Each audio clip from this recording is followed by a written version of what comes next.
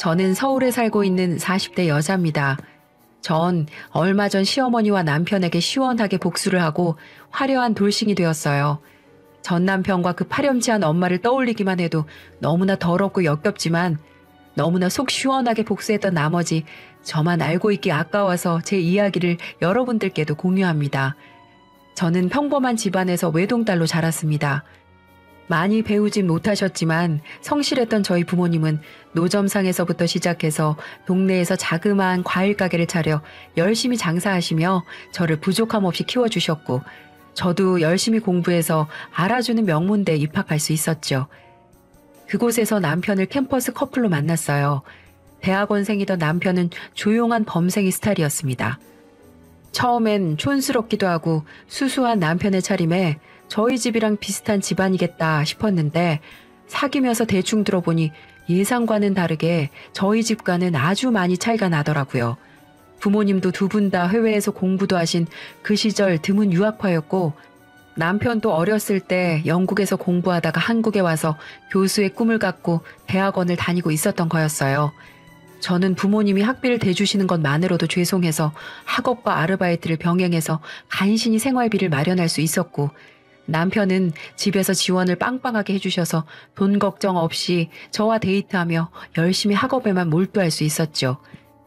그러던 어느 날 저희가 사귄 지 1년이 조금 넘을 때였어요. 희주야, 우리 부모님이 널 좀 보고 싶어 하시네? 조금 이르다는 생각은 했지만 남편 같은 남자라면 결혼해도 좋겠다라는 생각이 있었던 저는 나름 할 수 있는 최애대로 차려입고 남자친구의 집으로 갔어요. 역시 생각대로 남편의 집은 으리으리하더라고요. 그 당시 제일 고급이었던 아파트의 제일 넓은 평수였고 안에 있는 가구와 장식품들도 한눈에 보기에도 비싼 것들이었죠. 저희 집에 10배가 넘는 거실에 앉아 애써 태어난 척 속으로는 감탄하며 이리저리 둘러보고 있는데 어머니가 방에서 나오시더라고요. 집에서나 밖에서나 편한 몸빼바지 입고 다니시는 엄마에 비해 남편의 어머니는 집에서도 고급지게 옷을 차려입고 머리도 세팅되어 있었어요. 그 기세에 눌렸던 저는 잠시 얼어있다가 이내 정신을 차리고 인사를 드렸죠. 안녕하세요 어머님. 이희주라고 합니다. 왔니? 연애 한 번도 안 하던 우리 아들이 1년이나 만난다길래 궁금해서 불렀다. 예상치 못한 쎄한 분위기에 저는 더 살갑게 대화를 이어나가지 못하고 어색하게 찻잔만 만지작 거리고 있었어요. 그래, 니네 집안 이야기는 대충 들었다. 너도 오늘 봐서 알겠지? 우리 집안이랑은 좀 수준이 안 맞을 것 같구나. 몇 개월 못 만날 줄 알았는데 벌써 1년이나 됐다길래 일부러 보자고 불렀어. 우리 성민이는 너랑 진지하게 만나는 거라고 하던데 눈치껏 네가 먼저 정리해줬으면 좋겠구나. 우리 아들은 지금 미리 약속된 선자리만 10개가 넘어. 교수 임용되고 나면 일반 직장인은 쳐다도 안 볼 테고. 내 말 이해했니? 네, 어머니. 너무 당황스러웠지만 저는 그 당시 기운에 눌려 아무 말도 못했고 남편이 사온 과일도 먹는 둥 마는 둥 하고 서둘러 집으로 돌아갔어요. 며칠을 끙끙 앓다가 남편한테 이 사실을 말하며 헤어져야 할 것 같다고 했더니 노발대발 하더라고요. 평소 부모님께 한 번도 거역해 본 적 없던 남편은 처음으로 집안을 쑥대밭으로 만들었고 급기야 짐을 싸서 집을 나오기까지 하더니 결국 어머님도 울며 겨자 먹기로 저희들의 만남을 허락하셨어요. 저희 부모님은 네가 뭐가 그렇게 아쉬워서 그런 집안에 시집을 가야 하냐고 극구 반대하셨지만 남편을 너무 사랑했던 저는 부모님의 말은 들리지 않았죠. 그때를 생각해보면 정말 그때라도 그만뒀어야 하는데 이런 후회가 드네요. 어쨌든 그렇게 험난한 연애를 하며 학교를 졸업하고 저의 끔찍한 결혼 생활이 시작되었어요. 시댁과 가까운 곳에 신혼살림을 차리고 남편을 착실히 내조하며 아들 하나 놓고 남편도 자리 잡고 난 뒤엔 저도 일하고 싶다고 남편을 졸라 작지만 회사에 취직해 경제활동을 시작했죠. 늘 집에 틀어박혀 애만 키우다가 사람들도 만나고 경제활동도 하니까 좀 숨통이 트이더라고요. 시아버님은 그래도 저에게 늘 잘해주시고 우리 아가 하면서 아껴주셨지만 어머님은 변함이 없으셨어요. 가까운 곳에 사시던 어머님은 툭 하면 집에 오셔서 하는 얘기가 저희 집안과 제 출신을 무시하는 얘기였죠. 예, 넌 참 좋겠다. 과일 가게 집딸에서 이렇게 교수 와이프로 신분 상승하게 될 줄 누가 알았겠니? 예, 네 친구들도 너 엄청 부러워하지, 그치? 그러게요, 어머님. 늘 감사할 뿐이죠. 덕분에 저희 동준이한테도 이렇게 부족함 없이 다 해줄 수 있네요. 우리 집안에 청껏이 굴러들어와서 어쩌나 싶었는데 그래도 네가 아들이라도 낳아서 천만 다행이지. 아들 못 낳았으면 진즉 내쫓겼을 텐데. 어찌나 그런 말들이 일상이었던지 저는 이제 화도 안 나고 아무렇지 않게 대할 수 있는 경지에까지 올라섰죠. 남편에게 수차례 눈물로 호소해봤지만 그냥 당신이 참으라는 말밖에 하지 않던 무능한 마마보이 남편이었어요. 그러던 어느 날 시어머니만 빼면 그래도 평탄했던 저의 결혼 생활에 엄청난 사건이 일어나게 됩니다. 남편이 점점 연구하느라 늦게 들어오는 날이 잦아지고 씻을 때도 핸드폰을 화장실에 들고 들어가기 시작하더군요. 살짝 이상하다 싶긴 했었지만 워낙 평소에 말썽 한번 안 피우던 남편이어서 그런지 저도 대수롭지 않게 여겼어요. 근데 이 여자의 촉이라는 게 정말 무섭잖아요. 어느 날은 남편이 씻으러 들어가는데 핸드폰을 침대 옆에 충전해 놓고 가더라고요. 순간 속으로 정말 많이 고민했지만 쎄한 기분이 가시지 않아서 결국 남편의 폰을 몰래 들여다 보았는데 심장이 쿵 내려앉는 줄 알았어요. 메신저에는 남편의 학생으로 추정되는 어린 여자와 나눈 다정한 대화 내용이 있었어요. 처음에는 평범한 학생과 교수의 대화였는데 정확히 남편이 늦게 들어오기 시작한 때부터 그 내용이 눈뜨고는 못 볼 내용으로 변하더라고요. 이런 감정은 40평생 처음 느껴본다는 둥, 너밖에 없다는 둥, 아주 저한테는 한 번도 안 쓰던 하트까지 붙여가면서 둘이 좋아 죽는 메시지 내용들을 보며 피가 머리끝까지 솟구치는 기분이었죠. 뒷목이 뻣뻣해지고 손발이 부들부들 떨렸지만 남편의 핸드폰을 들고 욕실로 쳐들어가서 핸드폰을 집어던지며 소리 질렀어요. 당신 미쳤어? 지금 뭐 하자는 거야? 개고생 해가면서 애 키워줬더니 학생이랑 바람이 나? 지금 제정신이야? 어떻게 나한테 이럴 수가 있어? 이 쓰레기 같은 인간아. 머리에 비누 거품이 잔뜩 묻은 남편은 눈도 제대로 못 뜨고 어버버거리다가 무릎을 꿇고 애원하기 시작했어요. 여보, 진짜 미안해. 걔가 먼저 들이대길래 그냥 잠깐 가지고 논 것뿐이야. 진짜 믿어줘. 그런 사이 아니야. 여보, 바로 정리할게. 내가 잠시 미쳤었나 봐. 옷도 안 걸치고 물이 뚝뚝 떨어지는 상태로 무릎까지 꿇으며 비굴하게 매달리는 남편을 뒤로 하고 저는 아들을 데리고 부랴부랴 짐을 챙겨서 친정으로 향했어요. 아무것도 모르는 아들은 그저 엄마가 울고 있으니 주눅이 들어서 울상으로 절 따라오기만 할 뿐이었죠. 미친놈, 내가 그동안 지 애미한테 얼마나 수모를 당해왔는지 뻔히 알면서 나한테 그 은혜를 이딴 식으로 갚아? 가만 안 둬. 아들과 함께 불쑥 친정으로 쳐들어와 놀란 부모님께 아이를 잠시 맡기고 방에 들어와 한참을 엉엉 울다가 남편에게 전화를 걸었어요. 여보세요? 난데 우리 이혼해. 내일 서류 보낼게. 희주야, 무슨 소리야. 이혼이라니. 우리 동준이는 어쩌고. 안 돼. 내가 잘할게. 야, 그딴 말 같지도 않은 소리 집어치우고 니네 학교에 다 까발리기 전에 도장이나 찍어. 씩씩대며 전화를 끊고 거실로 나가니까 부모님께서 잔뜩 걱정 어린 얼굴로 절 쳐다보시며 무슨 일인지 물었고 저는 사실대로 말했어요. 그랬더니 아빠가 노발대발하시며 그 집안을 뒤집어 놓겠다며 당장 가자고 재판을 이끄시는 겁니다. 엄마가 아빠를 붙들어 말리며 그래도 함께한 세월이 있는데 당분간 여기서 지내며 차분히 생각을 해보자고 하시더라고요. 저도 겨우 진정하고 일주일 정도 친정에 틀어박혀 아무것도 안 하고 폐인처럼 지내고 있었어요. 그러던 와중 어느 날 밤 전화가 왔어요. 여보세요? 여보세요? 나다. 아범한테 이야기 다 들었다. 지금 집 앞 카페로 잠깐 나올 수 있겠니? 그 전화는 바로 제 시어머니였어요. 집 앞에서 기다리고 있다길래 또 이번에는 어떤 막말을 들을까. 이번엔 기필코 가만히 있지 않으리라 마음속으로 굳게 다짐하며 카페로 갔죠. 그런데 웬걸? 그 악마 같던 여자가 이번엔 좀 태도가 달라졌더군요. 희주, 네가 마음고생 심했겠구나. 많이 놀랐지? 내가 대신 사과하마. 처음으로 들어보는 다정한 말투와 애잔히 바라보는 눈빛에 온몸에 소름이 돋더라고요. 만나자마자 생전 안 들어주던 제 편을 들어주시길래 무슨 의중일까 파악하기도 전에 시어머니는 저를 붙들고 마구 이야기를 늘어놓기 시작했어요. 어휴, 더러운 쌍놈의 자식. 그런 자식을 내가 아들이라고 10달을 배 아파가며 낳아줬다니. 정말 미안하다 아가. 지 새끼 낳아준 아내한테 그러면 천벌 받는 법인데. 어머님, 내가 그 얘기 듣고 처음으로 아들 자식 뺨을 다 때렸지 뭐니. 성민이 자식 충격받아서 나가는 걸 남편이 붙잡으려 하길래 그냥 냅두라고 했다. 예상치 못한 전개에 아무 말도 못하고 꿀먹은 벙어리처럼 앉아 있었더니 어머니가 그러시더군요. 그래도 아가, 부부의 연이라는 게 그렇게 쉽게 맺고 끊는 게 아니잖니. 동준이라도 없었으면 모를까. 우리 예쁜 손줄 봐서라도 성민이한테 한 번만 기회를 주는 게 어떨까 싶다. 네 마음 누구보다 잘 알지만 앞으로 이 험난한 세상에서 아빠도 없이 어떻게 키우겠니? 어머님, 솔직히 저 어머님 때문에도 그동안 엄청 힘들었거든요. 저 그냥 이혼할 거예요. 동준이는 제가 알아서 잘 키울 테니까 걱정 마시고요.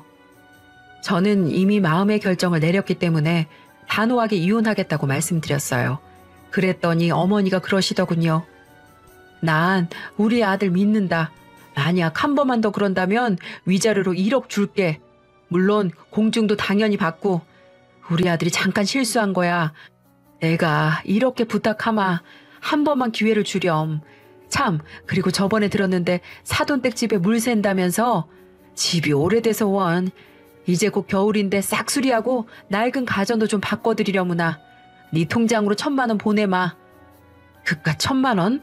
안 받아도 그만이었지만 그래도 그동안 저 키워주시느라 고생하신 부모님 생각하니 시댁 눈치 안 보고 뭐라도 해드리고 싶기도 하고, 어머니가 한 말 중에 아이 아빠 없이 어떻게 이 험난한 세상에서 키울 거냐는 말이 맴돌더군요.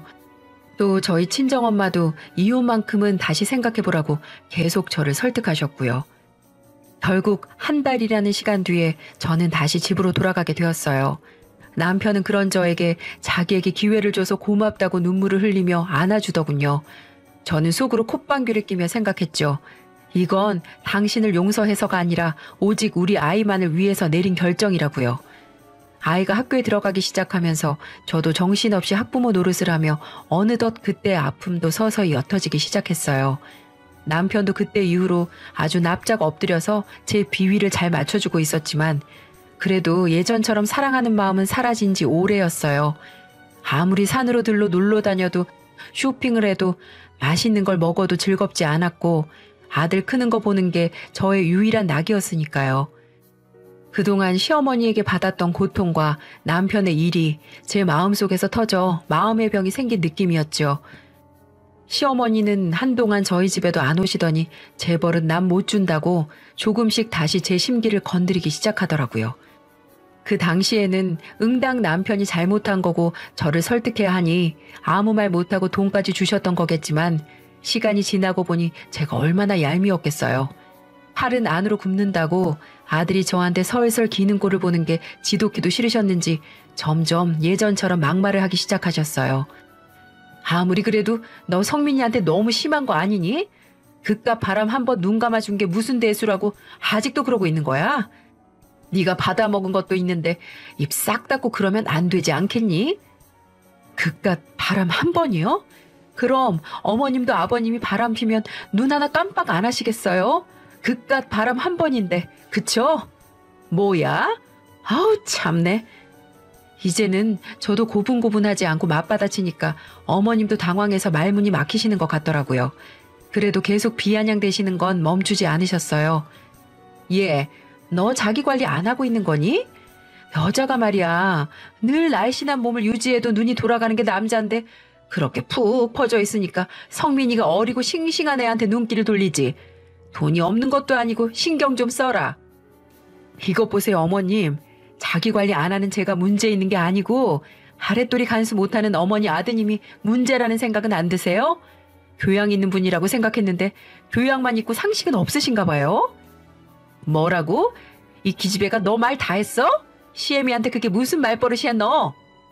네, 말 다 했고요. 사람 화병나게 하지 마시고 이제 그만 가주실래요? 현관 비밀번호 바꿀 테니까 그렇게 아시고요. 그렇게 떠밀리듯이 문 밖으로 쫓겨난 시어머님이 남편에게 전화로 노발대발 화를 내셨는지 집에 와서 저한테 얘기하더군요. 당신 아무리 그래도 우리 엄마를 그렇게 쫓아내면 어떡해. 엄마 화 많이 나신 것 같더라고. 좀만 참지 그랬어. 당신도 알잖아 우리 엄마 성격. 뭐? 참, 지금 거기서 또 니네 엄마 편을 들겠다고? 진짜 머리 어떻게 된 거 아니야 당신? 똑바로 생각해. 나 지금 당장이라도 이혼설에 도장 찍고 싶은 마음이 굴뚝 같으니까. 여보. 죄인인 남편은 더 이상 아무 말도 못했고 저는 당분간 시어머니로부터 자유로운 생활을 할 수 있었어요. 아유 어찌나 숨통이 트이던지 그 여자 목소리만 들어도 뒷목이 뻣뻣해지는 느낌이었는데 안 보고 사니까 그렇게 세상 편할 수 없더라고요. 그렇게 안정된 나날을 보내고 있던 중 어느 날이었어요. 그날은 저희 회사에서 모처럼 가을 야유회로 평일에 다 같이 쉬고 오전에 북한산 등산을 다녀오기로 한 날이었어요. 예쁘게 물든 단풍도 보고 내려와서 맛있는 파전에 막걸리까지 마실 생각을 하니 저도 오랜만에 들떠서 신나게 야유회를 떠났죠. 힘들지만 새소리도 듣고 물소리도 들으며 열심히 올라가다 보니 어느덧 정상에 다다랐고 평일이었지만 꽤 많은 사람들이 저마다 100군데 바위에 앉아 쉬고 있더라고요. 그런데 옆에 있던 동료가 저한테 귓속말로 수군대더군요. 희주씨, 저기 저 커플 좀 봐. 와, 대단하네. 남자가 한 10살은 어려 보이는데 애인인가 봐. 근데 저 아줌마 너무 애잔하다. 조금이라도 어려 보이려고 아주 봐라 그랬어. 저 화장 어쩔 거야 정말. 아줌마가 돈이 많나? 그 말을 듣고 동료가 가리키는 커플을 봤는데 동료가 비웃었던 그 여자가 바로 제 시어머니였던 거예요. 혹시나 잘못 본 걸까봐 두 눈을 비비고 다시 봤는데 평소보다 더 진한 화장에 몸매가 드러나는 운동복에 본인보다 10살은 어려 보이는 남자 옆에 찰싹 달라붙어서 다정하게 김밥을 먹여주고 있던 그 여자는 정말로 제 시어머니가 맞았어요. 저는 순간 뻥져서 그 광경을 쳐다만 보고 있다가 이내 정신을 차리고 몰래 사진을 찍었어요. 아주 가식적인 표정으로 애교를 부리며 아양을 떠는 모습, 다정하게 남자와 러브샷 하는 모습, 사진과 함께 영상도 찍어놨죠. 모처럼 기분 좋게 놀러 간 건데 역겨운 시어머니의 모습에 기분이 다 잡쳐버렸지 뭐예요. 그렇게 내려와서 2차 회식도 하는 둥 마는 둥 하고 집에 와서 곰곰이 생각하는데 저도 모르게 웃음이 나는 거 있죠? 이걸 어떻게 이용해서 시어머니한테 복수를 제대로 할까? 그런 생각? 그래서 시어머니에게 전화를 걸어서 잠깐 집 앞 카페에서 보자고 했죠. 무슨 일인지 영문도 모른 채 제가 먼저 만나자고 하니 어머님은 제가 사과드리려고 보자고 한 줄 알았나 봐요. 그래, 그때 아주 매몰차게 쫓아내더니만 이제 와서 할 말이 뭐니? 아주 기세등등하고 뻔뻔하게 저를 쳐다보는 시어머니한테 이제 복수를 시작할 시간이었어요. 어머님, 저번에 제 남편이 바람 폈을 때 그때 이 카페에서 저한테 뭐라고 하셨는지 기억나세요? 뭐? 지금 갑자기 그 얘기를 왜 해? 난 기억 안 난다. 너 나한테 사죄하려고 불러낸 거 아니었니? 아, 그때 저희 남편 보고 더러운 쌍놈의 자식이라고 하셨죠? 어머니, 그럼 어머님도 쌍놈의 자식이었네요? 뭐야? 너 지금 그게 무슨 말이야? 미쳤니 너? 어머님, 어쩐지 불륜남 입장을 너무 잘 이해해 주시더라고요. 오죽하시겠어요? 어머님이 불륜녀여서 아들도 그렇게 자랐나 봐요. 그쵸? 뭐? 무슨 개소리야? 얘, 똑바로 말을 해. 너 머리가 어떻게 됐니? 저는 길게 말하지 않고 핸드폰을 열어 그날 찍었던 사진들을 보여드렸어요. 자신의 불륜 현장이 담긴 사진을 본 어머님은 사색이 돼서 아무 말도 못하시고 제 눈치를 보시더라고요. 오늘 아주 과간이었어요, 어머님. 제 동료가 그러더라고요. 저 여자 어려 보이려고 아주 발악을 한다면서 화장이 저게 뭐냐고 엄청 비웃던데 차마 제 시어머니라고 말도 못하고 제가 얼마나 얼굴이 화끈거렸는지 아세요? 너, 이 천한 기집년이, 내가 널 우리 집안에 들이는 게 아니었는데. 어머님이 주먹을 꽉 쥐고 몸을 바들바들 떨기 시작하는데 저는 그 모습을 보며 10년 동안 쌓인 채증이 확 내려가는 기분이었어요. 속으로 환호성이라도 지르고 싶은 심정이었죠. 어머님, 천한 건 어머님이죠. 저희 아버님이 얼마나 좋으신 분인데 그렇게 어린 남자랑 놀아나고 싶으셨어요? 이제 보니 천한 건 저희 집이 아니라 어머님 집안이었네요.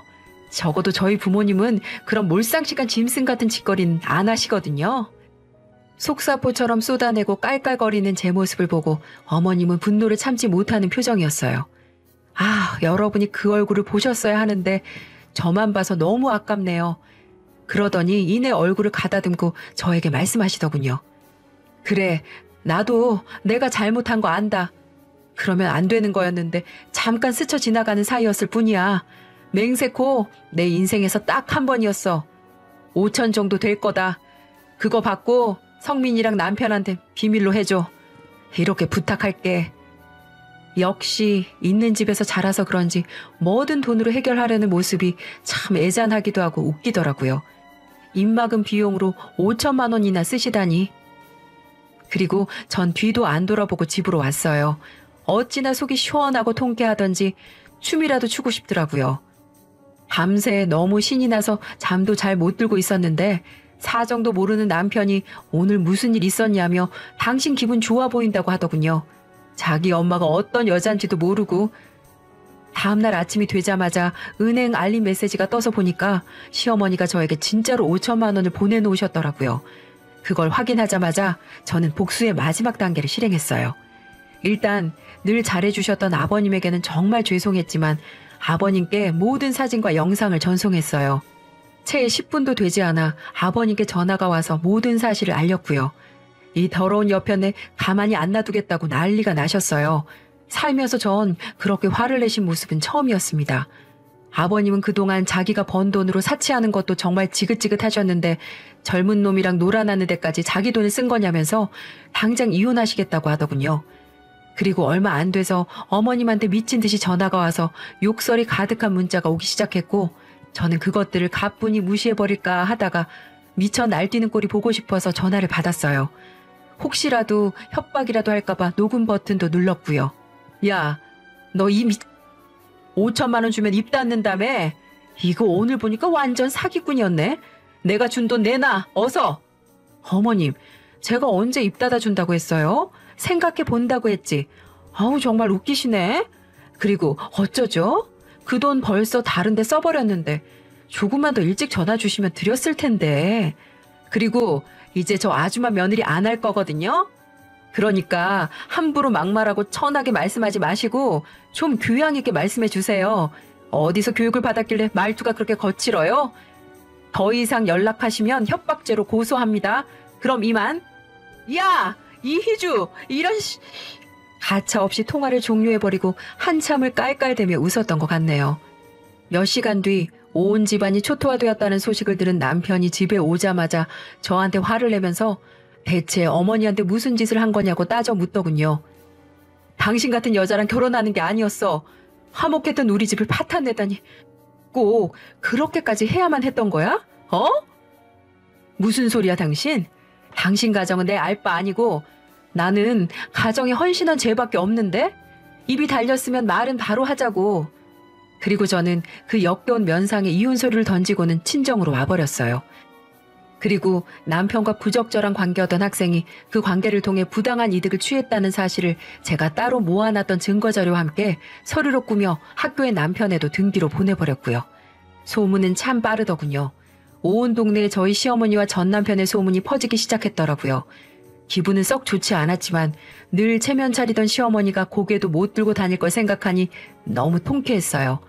시아버지는 그러시면서 내 아들과 시어머니는 버리더라도 자신은 버리지 말라고 하시더군요. 나하고 손주 영영 떠나버린다면 자신의 인생을 살 이유가 없다고 하시면서요. 막걸리를 한 잔 마시며 그런 얘기를 하시니까 시아버지가 너무 불쌍하고 두 어깨가 너무 작아 보였어요. 그래서 전 안아드리면서 말씀드렸습니다. 아버님은 제게 영원한 아버님이고 제 아이에게도 하나밖에 없는 할아버지라고요. 그러니 우릴 보고 힘내라고 말씀드렸죠. 그 말씀을 들은 아버님은 한없이 우시더니 손을 잡아주시더라고요. 시모는 남이지만 손주 자기 핏줄이니 연을 끊는다는 건 상상도 하기 싫으셨겠죠.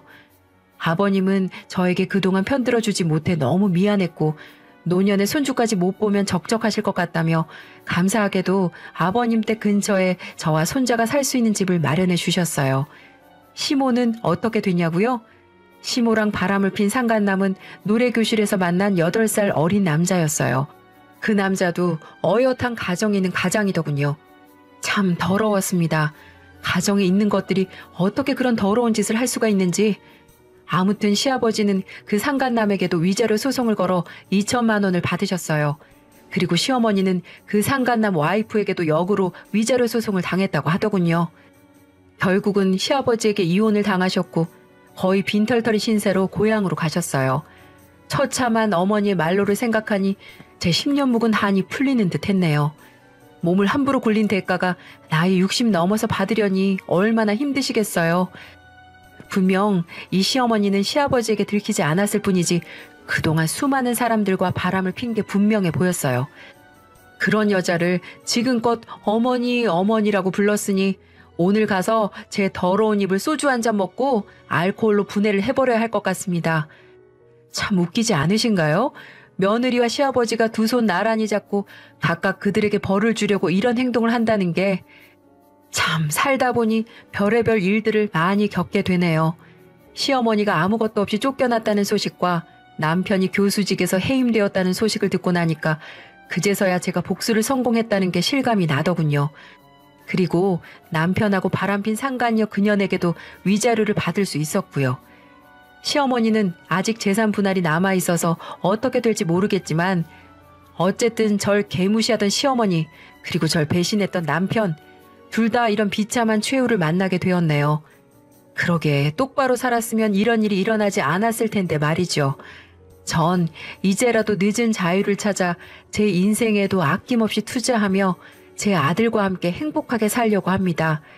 돌이켜보면 참 힘든 시간이었네요. 여러분들 저 많이 응원해 주세요. 저도 여러분들의 삶을 응원해 드리겠습니다. 지금까지 제 긴 사연 들어주셔서 감사합니다.